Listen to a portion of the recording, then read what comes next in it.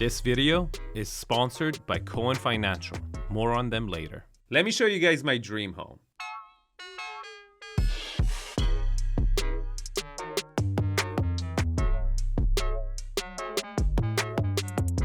In today's episode, we're going to review 657 Perugia Way. It's got 6 bedrooms, 10 bathrooms, 8,434 square foot of living space. It's priced at around $28 million.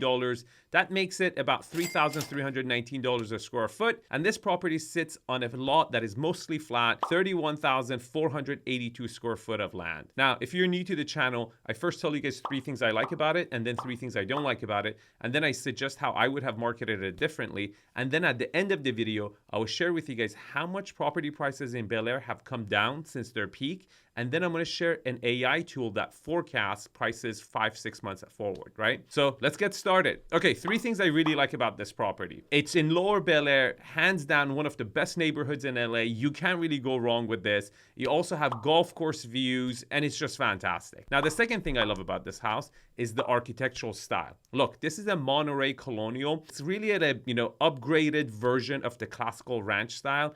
It's just so dreamy. I am absolutely in love with these old school American architecture. I think it's priceless. I think it's timeless. I think it has aged and it will always find its clientele. And I absolutely love it. Now, the number one thing I love about this property is the amount of land and view you get at the same time.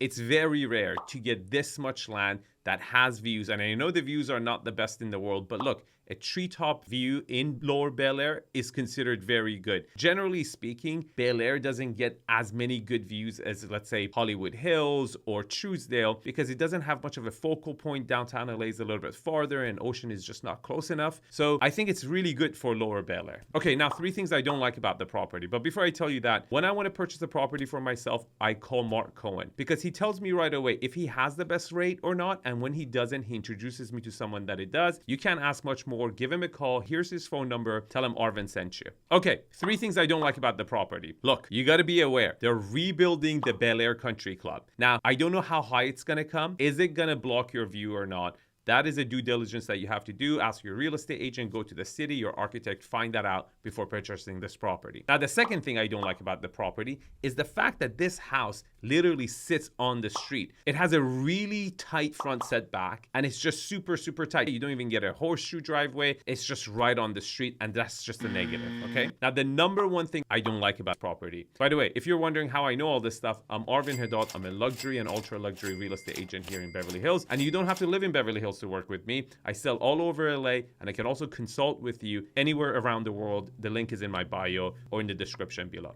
Okay, the number one thing I don't like about this property is the scale, and mainly speaking, the ceiling heights, right? Look, you can call it cozy. There's no sugarcoating it, right? Some rooms have been renovated and have a little bit of a higher ceiling, but the majority of this house, it's just got lower ceiling. It's the nature of the beast. Pick your poison. You want traditional, this is what you're going to get. And it's an older construction, so you just don't have those volumes. Okay, now, before I tell you guys how much Bel Air prices has crashed and will crash in the next 5-6 months, let me tell you guys how I would have marketed this property differently. Look, I think the photography is great. They've done a very, very good job. Even pricing is not that bad. But there's some properties that it's just, they're magnificent. They're different, okay?